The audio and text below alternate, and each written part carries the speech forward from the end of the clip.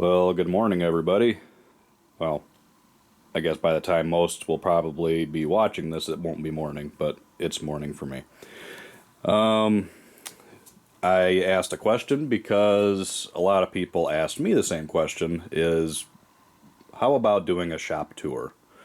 And it was overwhelming how many comments I actually got between YouTube and Facebook on, hell yeah, let's see what you got. Because I'm always getting asked, when I make a video, hey, what was that yellow airplane in the background? Or was that in the corner over there? A lot of questions. So, well, let's see what I got. Now, before we get started, there's a lot that you're not going to see because I have a very small house and I have several other facilities where planes and projects and kits, live full time. So we're not going to see everything, but we're going to see a lot. Here we go. So this is the shop, the main bench where everything seems to get resurrected right here. Now on this end of the shop is kind of my wife's area. She's actually online getting her master's degree at the moment, but when she's not doing that, she refurbishes and kind of redesigns jewelry. So I'm a nice guy. I mean, this used to be part of my shop. So yeah, I'm kind of a nice guy. Let's start up here. What we have here is actually the airplane that started my interest in collecting vintage RC airplanes. This one is a Sig Cavalier that was built in 1978. So that's pretty old for a model airplane. Have lots of flights on it. It's been crashed a couple times and I've restored it, but moving on. This is probably the oldest airplane that I have that does fly. This is an old Top Flight Top Dog built in 1969. It's all original except for the engine and the radio gear. It's got an old OS 10, OS Max 10, not an FP, but a Max series. Flies real good. Back here in the corner, there's a couple airplanes back there. The one in front that we can see here closest is the Killer Chaos, which is just about ready for covering. And behind it, you can tell by that big massive cowl, is an old Aeroworks. I think it's between 33 and 35%, but it's a Sukhoi. Got all the foam cores and everything back there, wing cores. I mean, I got everything. Just need to finish it. Up here is one of the Ace. Oh crap! What do they call them? Help me out here, people. I got a bunch of those little kits. The mini, the Ace Mini series, or where they all have kind of the same generic foam wing. Holy crap! Am I drawing a blank? But it's an Ace AT6. Picked that up at a swap meet for $5. Had to have it years ago. This guy right here is a Dan Stevens Stick-It Funfly model. You don't really see much with Funfly airplanes anymore. At least the ones that you do see really don't even resemble what they used to look like back in the good old days. But I built it last winter. I never flew it. It's just about ready to go, but I've just never flown it. If anybody wants to buy it, let me know. So various paints, more paints. Everybody's got to have a little bit of a decent little stash of plastic models laying around. I mean, you just have to. Airbrushes, compressor, various building tools. I mean, hell, even right here we got some big old retracts for his Rolly Bearcat, just chilling there, and two, and not just one, but two Super Tartan singles. Tell me where you're going to find a lot of those. I think I got propellers in there, some various other odds and ends and junk in there. Lots of spinners. And down here we have a ton of glow engines. No gas engines over here. Just lots of glow engines and parts. A lot of good stuff in there. Great big old, everybody's got to have a great big old box of wheels. I mean, you just kind of have to. This guy right here is a SIG control line chipmunk that basically I got from an estate for free. Just never really done anything with it. I thought about finishing it and converting it to RC, but we'll see. And back behind him is I got a bunch of goody gas engines in there. We got DLE 111. We got a Biro gear reduction drive for an OS 60. We got a DLE 55. We got an old Koritz 2.4. We got a couple G62s. We got a G45 back there, DLE 30 back there, and they're just chilling. They're just looking for a home. Lots and lots of plans. Lots and lots of plans. Everybody's got to have plans. And next to your plans, everybody should have a random Dave Platt P51B canopy. I mean, everybody. Everybody should have one of these, just randomly sitting next to their plans.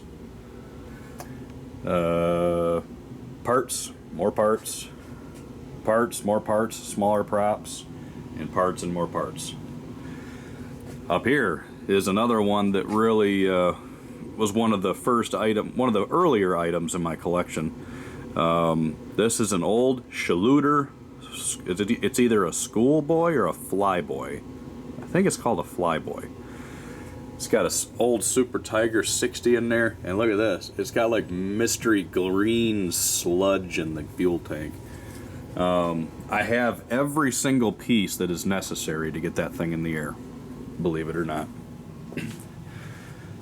This guy here is a control line. I believe it's a Comanche. Once again, I got it from an estate. I don't think I paid anything for it. It's got an old Veco 19 in it, so that's worth some money. And one of my early free flight airplanes I built when I was probably 7 or 8 years old. Still have it. If you breathe on it, it punctures a hole. So we're still in the main shop area, just going by what's on the ceiling. Got an old Colt Baron Enforcer 30. It's still flyable if I ever desired to. We got a Pylon Racing Little Tony. This one is not a composite. This is all carved out of wood and glassed and painted. A couple more free flight airplanes that I built years ago. These are both Gwillos kits, Spitfire and a Chipmunk. And of course the Chipmunk I modified into a Super Chipmunk for obvious reasons. We got right above the main workbench is a 40 size Royal Telstar. This was crashed and not destroyed, but just not in any fantastic flying condition, so decided to get it hung up. Before the demise of Carl Goldberg, they decided to come out with some electric models. This was their electric version of the famous Super Chipmunk. Flew like crap, the quality was garbage, and there it sits. Back here is a Pica P51, and yes, it's a Pica. It was part of their Combat series, so that wasn't around very long before Pica shut down, so probably don't see very many of these out there. And here we have the tail section from my very first Goldberg Tiger 60 that went through 4 covering jobs. I taught myself aerobatics on this airplane, so kind of kept it around as a tribute. And this guy right here was probably not the first, but close to the first successful park flyer I've ever had, which was back in early 2000s. Whole squadron of rockets up there. Haven't fired one off in years, but I keep saying I'm gonna get around to it eventually. And the Hostetler Chipmunk is up here, just up in the rafters. Someday it will come down and it will be finished. Various tools, parts, your typical workbench goodies, 9 times out of 10, everything that I have 3 if I need 4. I have, you know, not enough of anything. And I've been selling a lot of airplanes, because look at this. I got a lot of receivers in there. Holy mackerel. That usually never happens. You know, we got some high-end turbos sitting around. I've gotten a few awards over the years. They're kind of stashed all over the house. There's a few right there. There's one back there. There's one over there. And I have a whole stack of them. I think I still have them. Yeah, got a whole stack of them right there. I just never hung them up. Don't know why.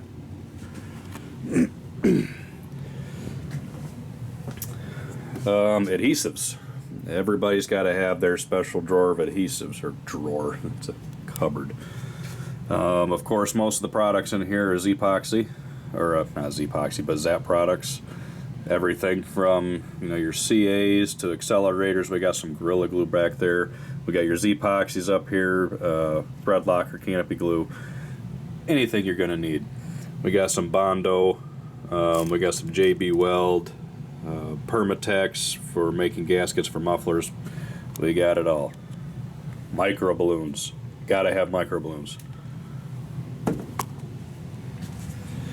So now we'll head out into the storage area / man cave area.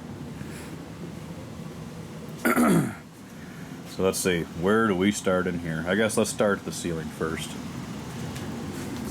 This is probably one of the oldest airplanes that I have built as far as an RC airplane. I built this, I think, in 2000 or 2001.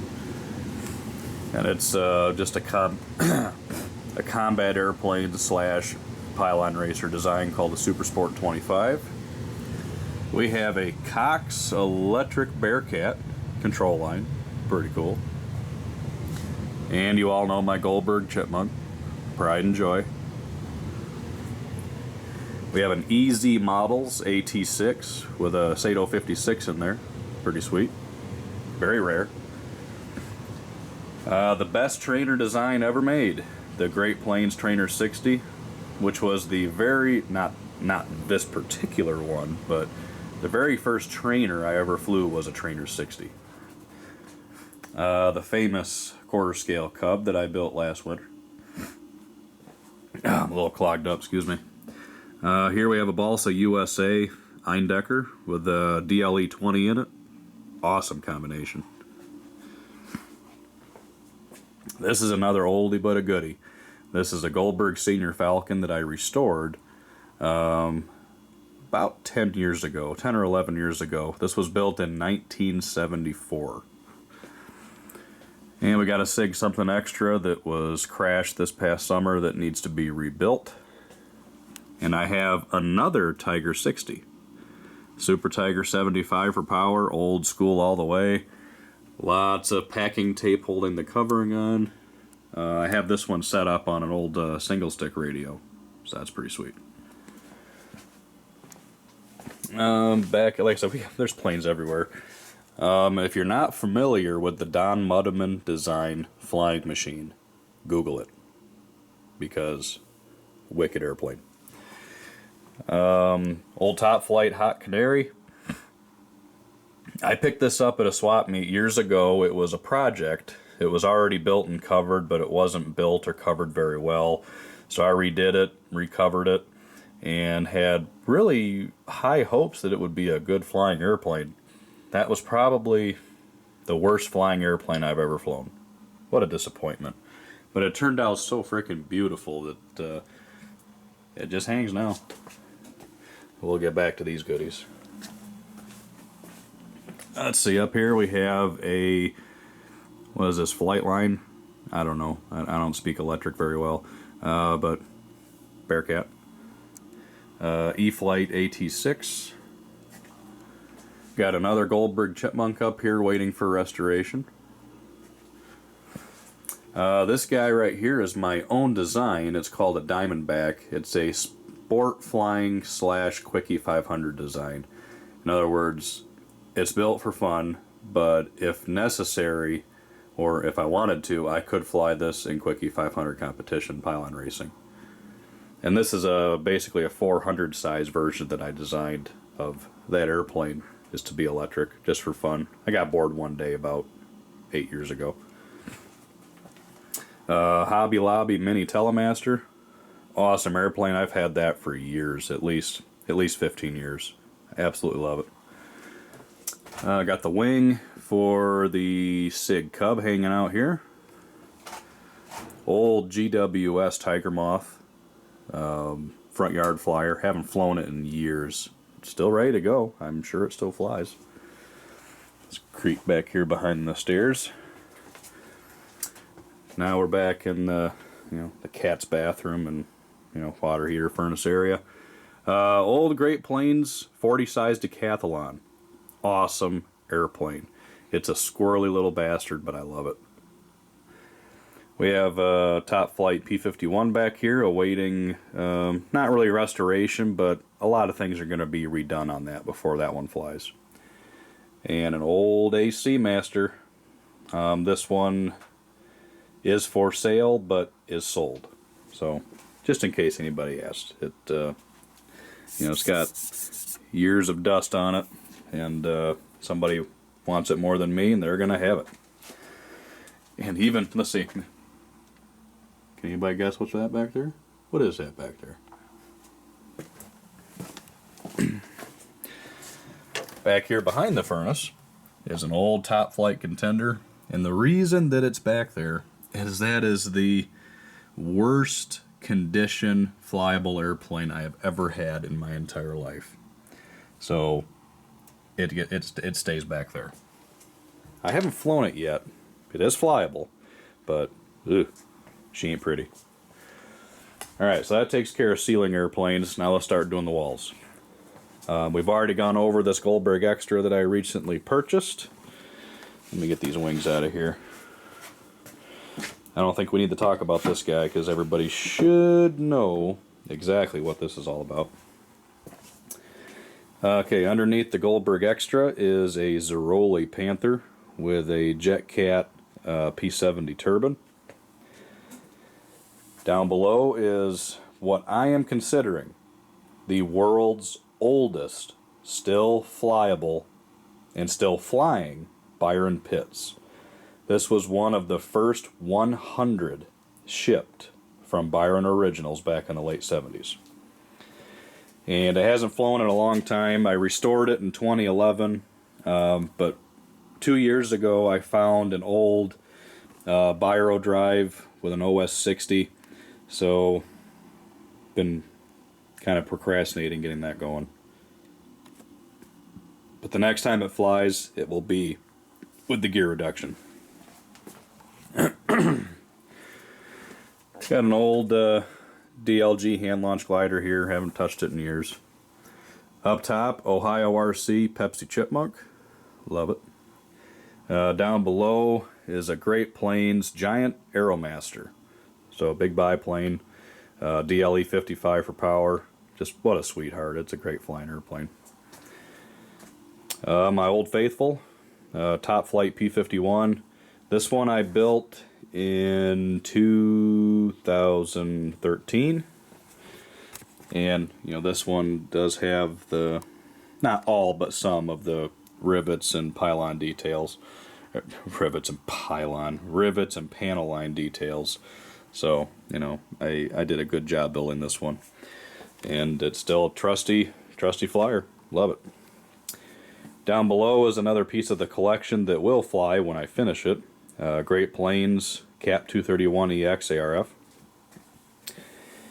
Down below is a Nick Zeroli Zero with a G62. Very old airplane. Got this from an estate from a friend of mine that recently passed away. I've got 2 flights on it. Still a lot of changes I need to make to the airplane to make it the way I like / safe. And kind of playing with props to get the right amount of power.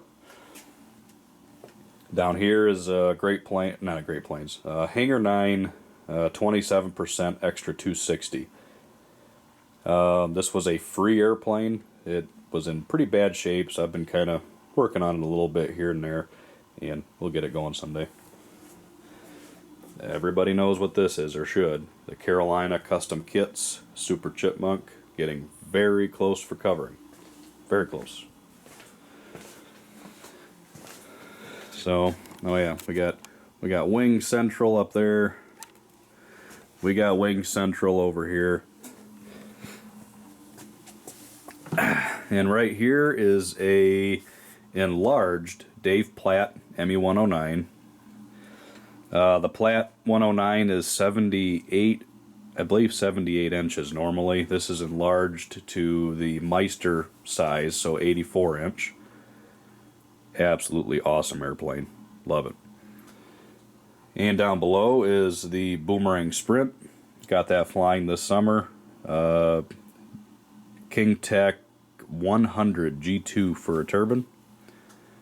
Awesome power. That thing's fast. Flies like a big Ultra Sport. Really cool. And down underneath that is a old Balsa USA 3-channel swizzle stick. Why do I have it? Who the hell knows? No, actually I got it because I fly that on an old Kraft single stick radio. So that just makes it kind of cool. Up here by the TV we got an OS 91 ducted fan engine on a Byron fan unit. So why not have it there? In front of the TV and radio collection is a Biro drive for the Byron P51 with a never run Quadra 35 attached to it. And this never will run. I will not run this because it's all brand new, never seen fuel. Eventually I'm going to make a nice stand for it.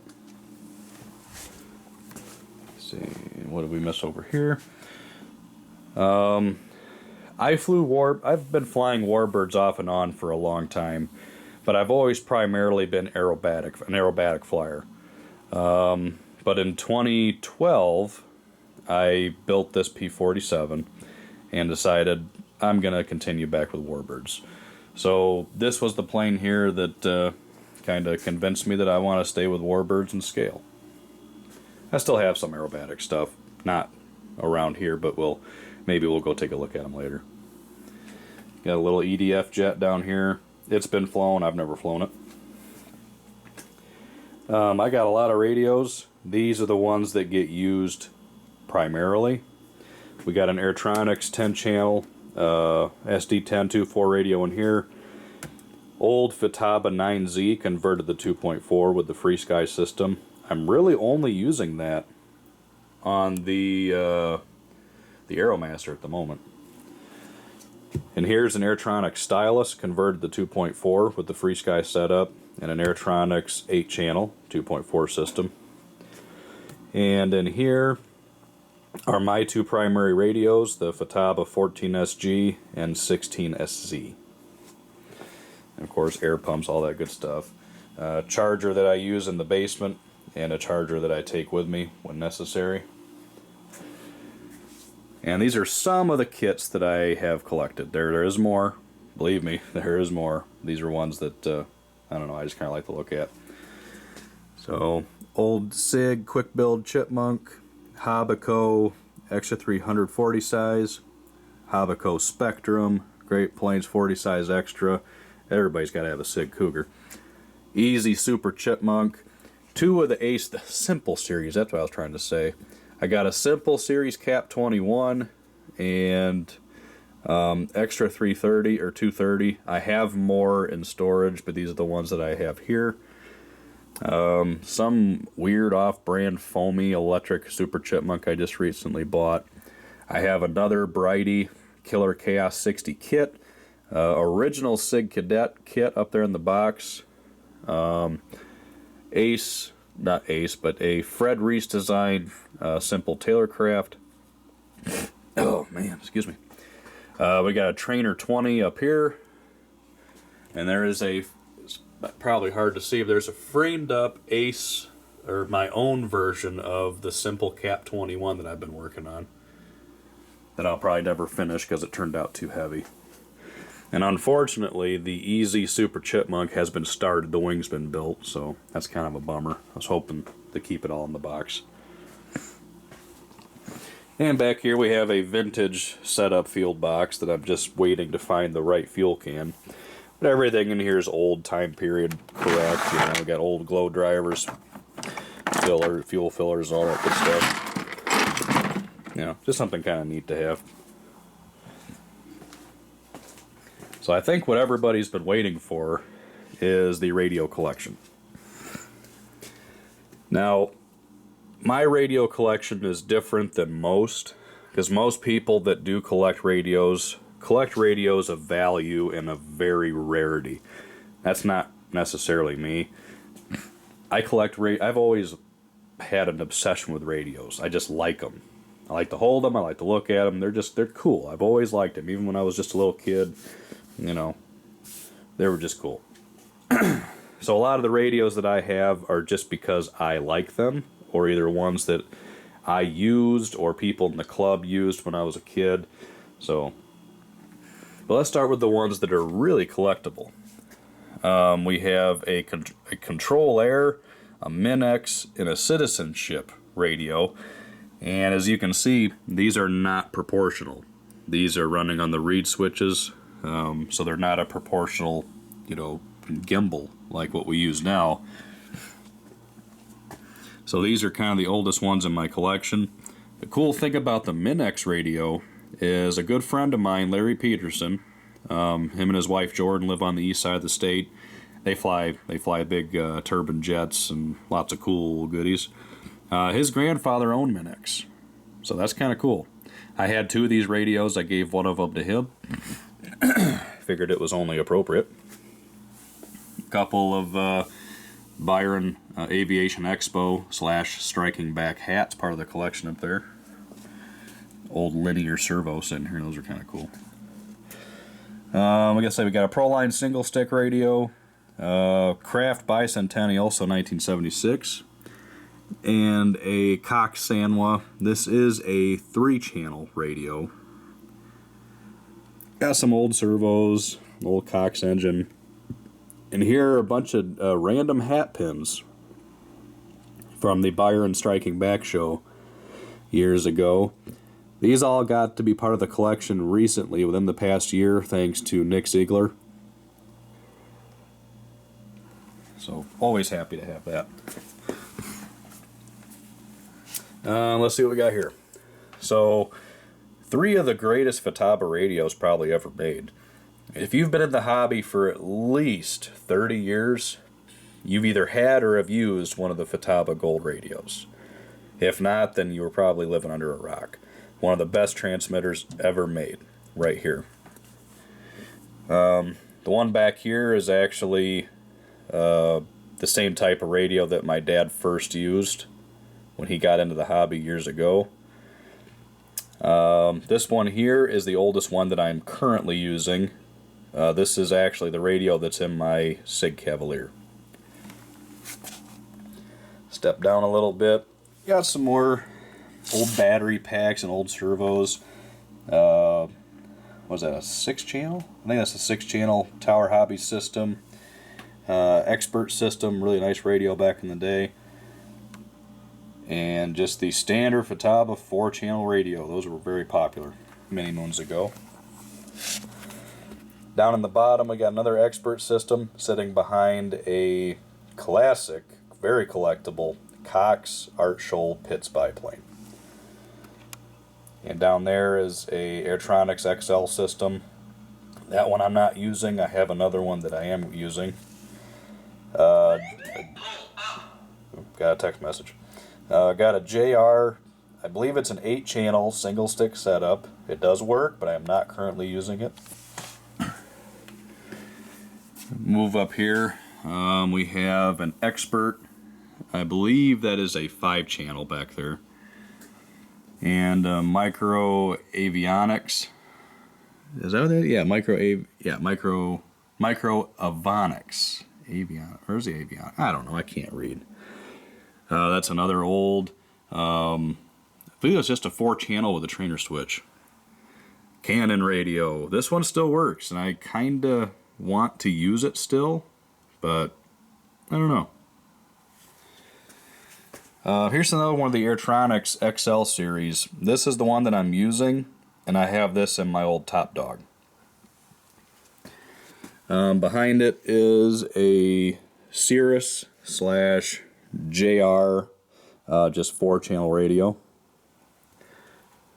And this is a very high-end competition radio back in the, probably late 70s, getting into the 80s. The Airtronics Championship Series. Excellent radio system. This one does not work. It was dropped years ago, and all life has been lost. Let's see. Ace Micro Pro 8000 computer radio. Does work, but I do not use it. This Futaba FG right here is the radio that goes in my Goldberg Senior Falcon. And we got some other old radios. We got lots of old radios. We got some old servos here. A couple old Futabas. We got an Apollo sitting there. And servo. That one, the manufacturer for that servo is called Servo. Pretty neat. The famous Futaba receiver. Very standard. Airtronics 2-channel radio. This is not a car radio. This is 72 megahertz. So if you were flying like a Goldberg Gentlelady back in the day, that would be the type of radio you were going to get. Let's see. I think that's a Futaba 7 UAP Super. And we have the 6-channel version of it. Both are 1024 systems back there. And on the bottom, if we zoom in on this guy right here, that's my number one. That is the Channel 28 4-channel Airtronics Vanguard that I learned how to fly on. That was my very first transmitter, right there. Next to it is one of the coolest radios ever built, the Airtronics Infinity. I believe this is the 600 series. Just a wicked cool radio. I mean, it's futuristic looking, all computerized, really neat. Got an Airtronics SR transmitter back there. I got another one that we'll be able to get a closer look at here. Stand by.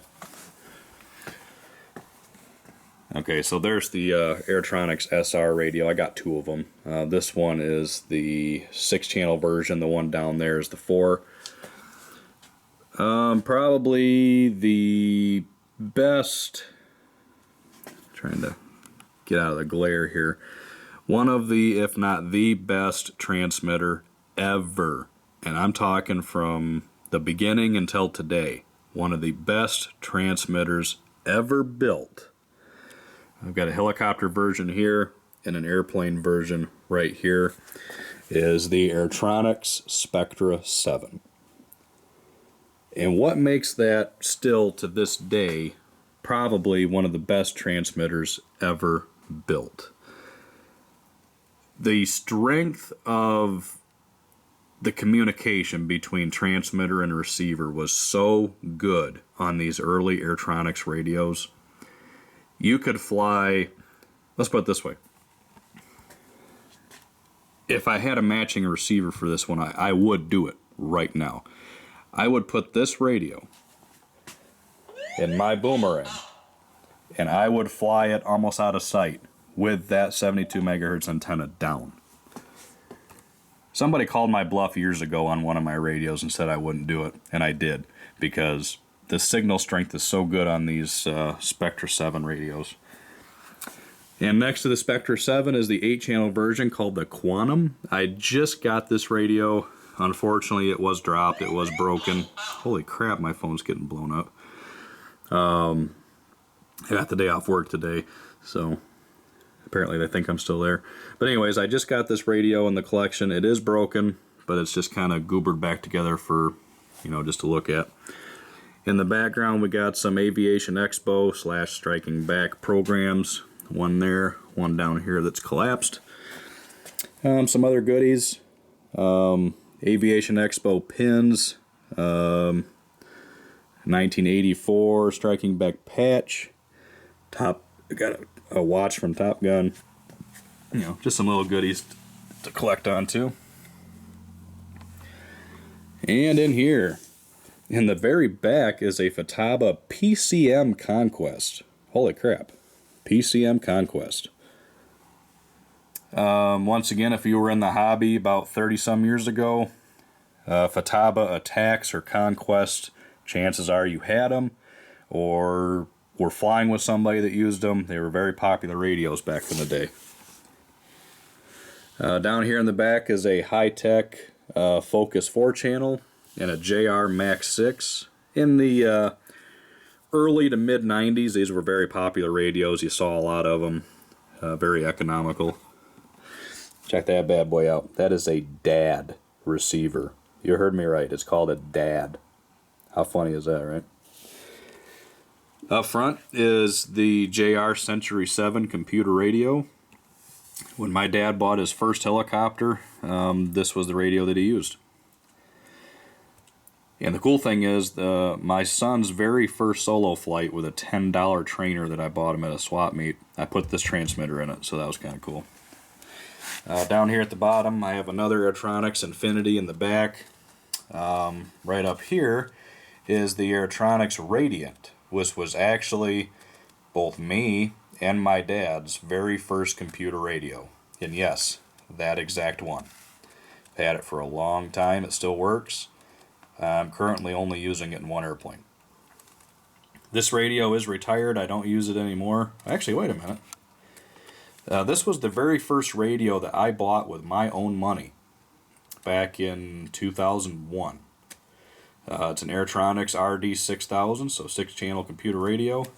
And it still is set up in that old Tiger Moth over there. So it would still work.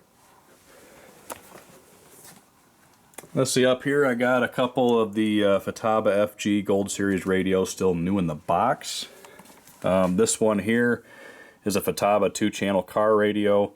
And this one in here is really, really cool. It's a Futaba attack system, but it comes with the what we called the brick years ago.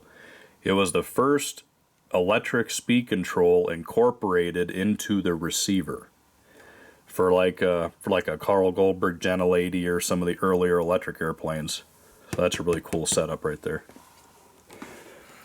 And this here, not including the transmitter, this transmitter tray was given to me by Dennis Crooks to be part of the collection, and I use it every now and then. But what really makes this cool, I mean, nothing really makes it cooler than because it used to be Dennis Crooks, but also this was Bob Walker's. And for those that don't know who Bob Walker is, he is the originator of Robart. So that's a very, very special piece of the collection. Let's see, what else do we have down here? I got crap everywhere. I got so much stuff. Holy mackerel. So let's go see what else we can find. Hold on. Alright, now we're upstairs. This is in my kid's bedroom. This is an old, Jesus criminy. This is an old Great Plains 20 size Taylorcraft. This was given to me completely destroyed, and I rebuilt it, and this thing flies just fantastic. It's a squirrely little bastard, but I love it. We got an old Easy Models Kristen Eagle over there. Could fly if I wanted to, but no. I paid $5 for it at a swap meet just to hang it up. This is an Aerotech Models 20 size AT6.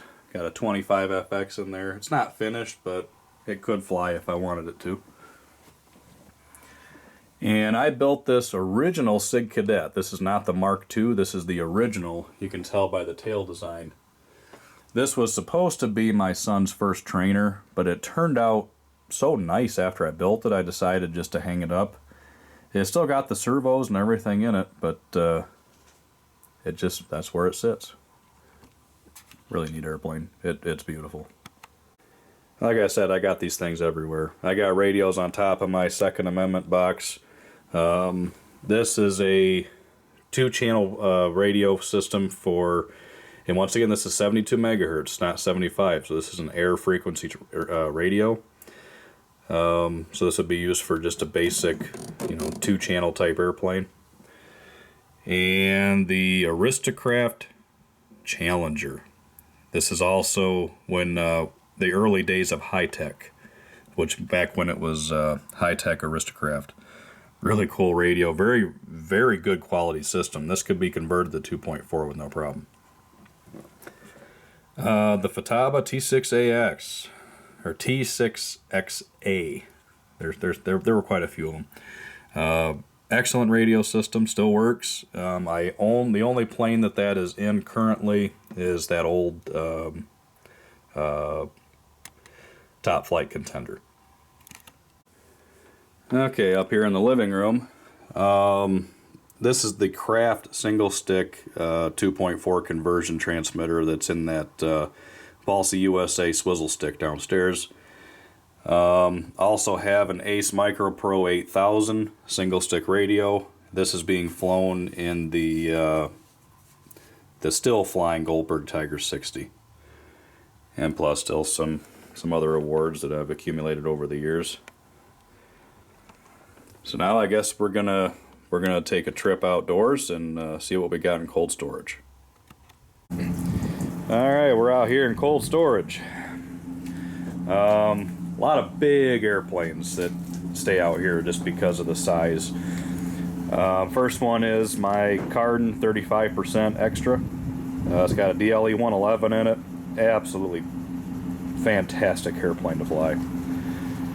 Most of my longtime viewers, I'm sure, know my Nosen 310, Bud Nose and Cessna 310. Up above that is a 110-inch Bob Johnson B-25. Very, very old airplane. Very old. Of course, got some wings up there. We'll go through some of those here in a second. And cold storage really doesn't affect, anything like this. I mean, check it out. I mean, we still got ignition power, so it really doesn't hurt anything. So obviously this is the center section and engine nacelles for the 310. Up above is the wing and everything for the B-25, which has two Quadra 35s in it. Down here is a ducted fan F-16. It's actually a completely composite version of the old combat models F-16, which was an all foam. So this is a one-of-a-kind airplane. And behind it, it's kind of hard to see, but it's called a Skyburner. That is also a one-of-a-kind ducted fan jet. Stacked up over here, we actually have two Zeroli Bearcats. I have four, but this is two of them. One of them is in primer back there, and this is the wing for it here in the back corner. And this one I just got not too long ago. Oops. Just ran right into that. No, I didn't hurt it. I was hoping it was going to be more in flyable condition, but it needs a complete restoration. It really does. In the back, we can see the tail section for it right here is an old Bud Nosen Gear Sport. Third scale biplane. And you can see the landing gear in the bottom of the fuselage back there. Wings are up there. One of them is covered, one of them is not. I was working on that project pretty steadily until the old third scale Stearman came along and kind of pushed this to the wayside, which of course I don't have the Stearman anymore. In the back corner is a GMP Sales Albatross, Coast Guard Albatross. It's easier to see the wing, which is right here. My dad built this airplane about 30 years ago. It's hung up in several different locations, hobby shops. It was at the Kalamazoo Air Museum for a long time. And 10 years ago, I decided to fly it. And it left the water. It did fly. Not very well and not very far, but that flight is to be continued. I'm not giving up. I'm going to try it again. We got an Ultra Hots, 80-inch Hots. That is for sale, if anybody wants it. Wing for it is way up there, way up there. Also here is a Top Flight P-51. Very heavy. I would consider it not flyable. unless somebody can work a miracle. It's just not doable. And of course we got a bunch of other stuff out here in storage. Back here we got another Koritz 2.4 gas engine. Got a short kit for his Zaroli 101 B25 Goldberg Junior Falcon. Gotta get a better shot of that albatross back there a little bit. Make sure I didn't break this when I ran into it. Yeah, we're good to go. Well, so I think that's gonna do it. There is more stuff. It's just not easily shown. So I figured this is kind of this is the majority of what I play with. So while I'm here, I need to nab our Christmas tree, since we're getting close to that awful time of the season. So until next time, later.